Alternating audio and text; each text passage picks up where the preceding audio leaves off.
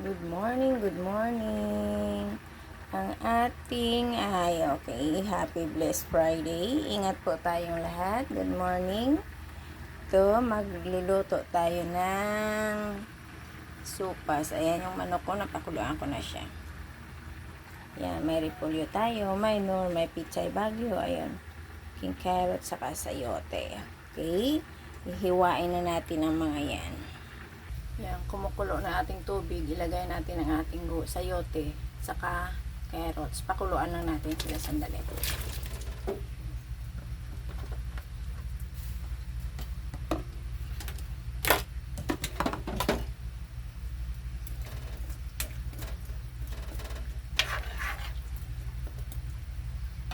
Yan, pakuluan muna natin siya.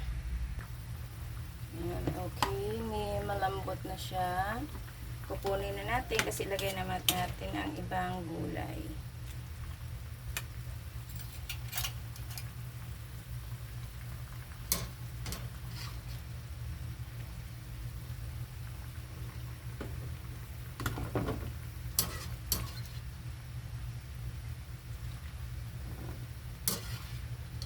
Para hindi siya masyadong malata.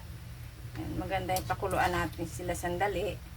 Tapos, pag isa natin ang kanyang sahog, di mabilis na lang. Ganoon. Kasi, ang kanyang mga gulay, ay ang kanyang mga sahog na iba, lalo yung manok na pakuluan ko niya. Lagay naman natin ang carrot sa repolyo. Sandaling pakulo lang din yan.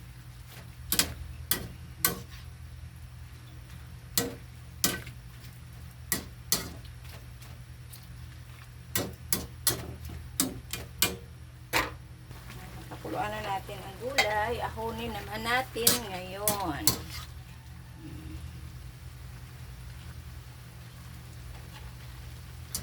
Yan, ahonin naman natin. Tapos, lagyan natin sila ng tubig na malamig. Lagay natin sila sa tubig na malamig.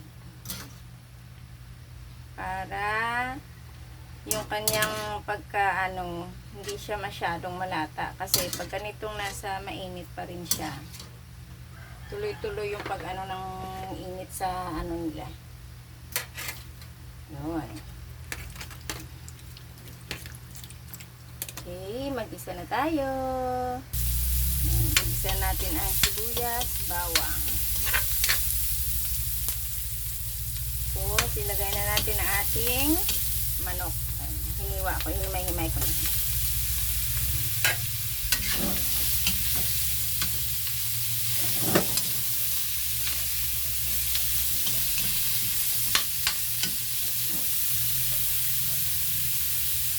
Lagyan natin na ng paminta.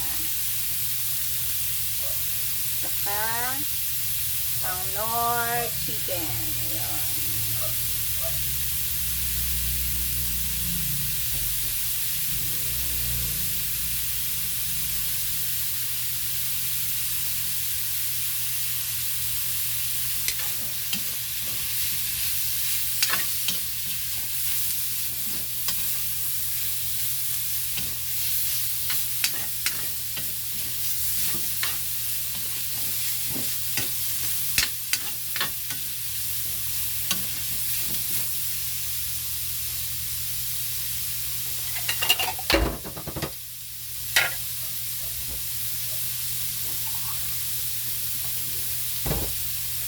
Lagyan natin ng tubig, yung yung kanina pinakuluan natin ng gulay. At least may lasa na siya. Okay, antayin natin na kumulo. Ayun, antayin natin kumulo. Saka ilagay natin ang ibang gulay. Yan, kumulo na. Ilagay na natin ang ating gatas saka ang kanyang mga gulay.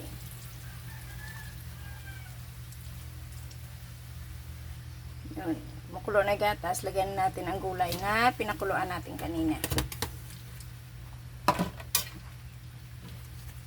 Kasi luto naman na yan. Yun. Yan, pambalik na natin sila.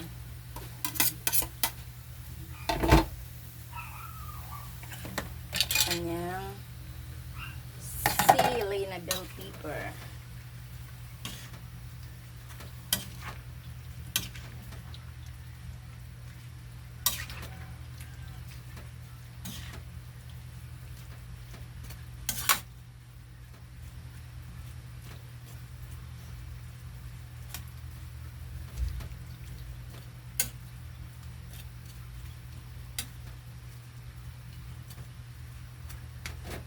Okay, yan na guys ang ating chapsoy. Ready to mukbang na. Thank you very much sa panonood. Maraming salamat. God bless. Ingat po tayong lahat. More followers.